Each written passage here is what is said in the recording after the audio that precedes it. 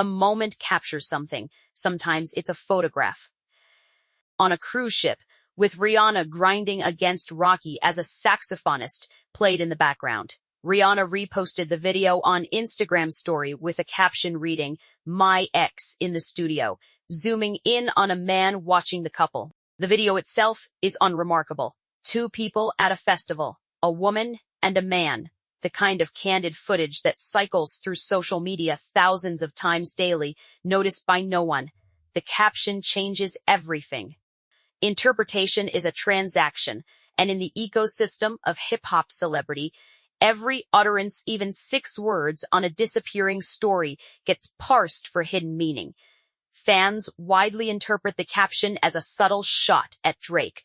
Within hours, the clip accumulated millions of views. Media outlets began writing headlines designed to confirm what audiences wanted to believe, that Rihanna, largely absent from the ongoing conflict between her boyfriend and her ex, had finally spoken. But the question beneath the speculation is worth examining first. What exactly would she be signaling? And to whom? A person cannot throw shade at someone through a single caption without an entire architecture of context holding it up. The weight of that architecture exists in years of unresolved tension, in lyrics that work like sonar, bouncing off its target and revealing shape through echoes. The story doesn't begin with a video. It begins with 2 men who were once close enough that their friendship shaped the landscape of contemporary hip-hop. Drake has always had an instinct for recognizing emerging talent.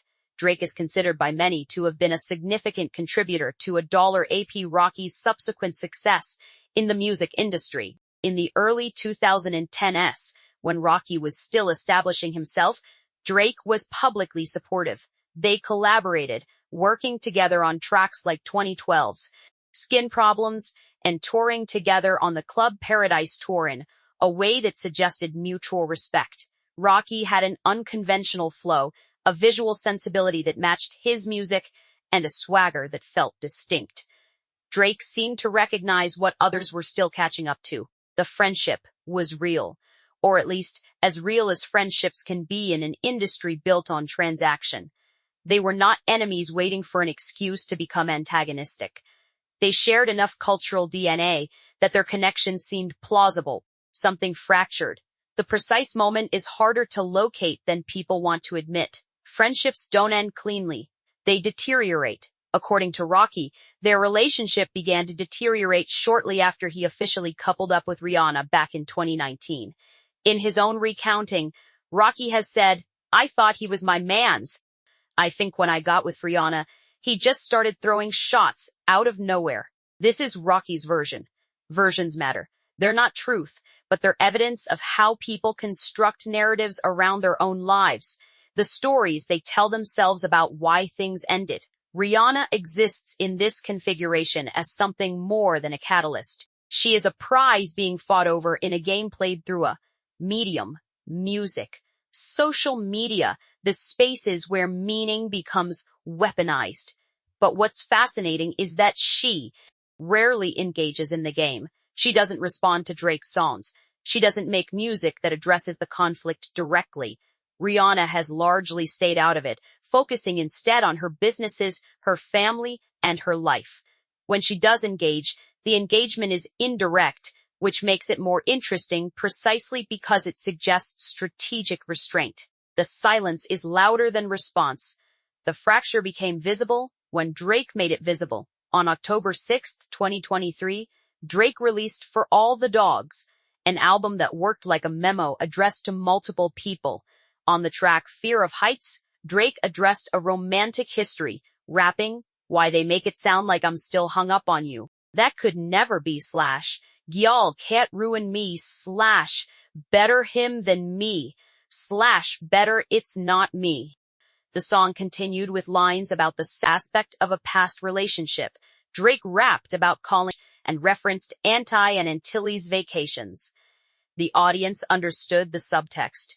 Hip-hop exists in a tradition where meaning hides in plain sight, double entendre, metaphor, cultural reference. He was saying, "I had her, and it was nothing special," which meant you didn't win something valuable, which meant your relationship is built on a lie I've already seen through. The declaration at the 2016 MTV Video Music Awards still hung in the cultural memory.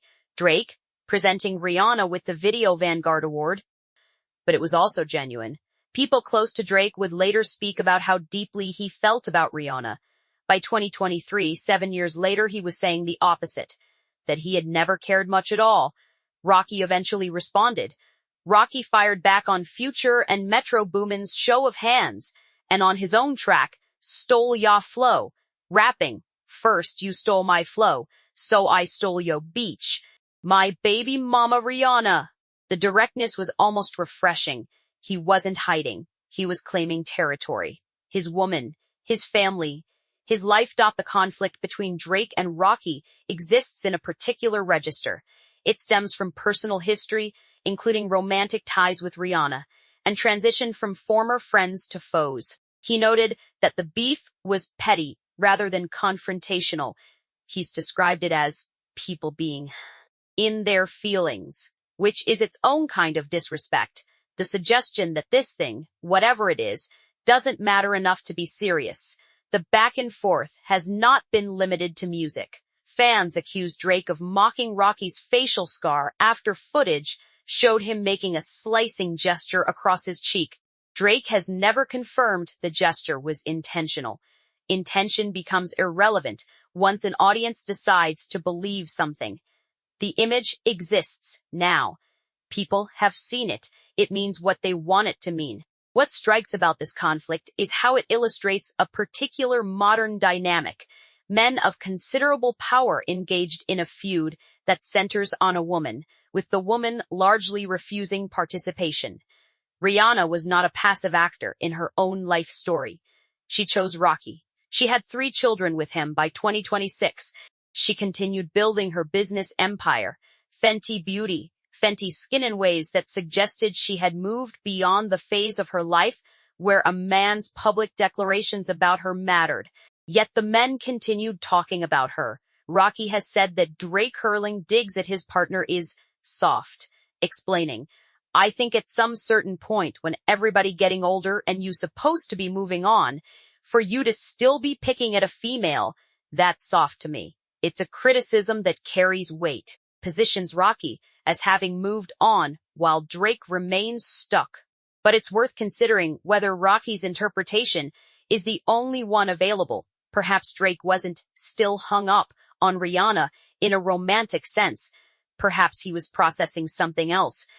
The sting of rejection, the experience of offering love and having it refused, the particular wound of watching someone choose someone else.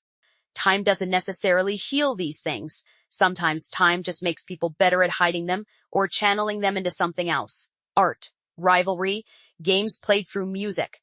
By the time August 2026 arrived, the dynamic had shifted. Rihanna and Rocky had built a family together with 2 children. Meanwhile, Drake and Rocky exchanged lyrical shots during recent rap rivalries, particularly throughout the wider hip-hop, conflicts that dominated headlines in 2024.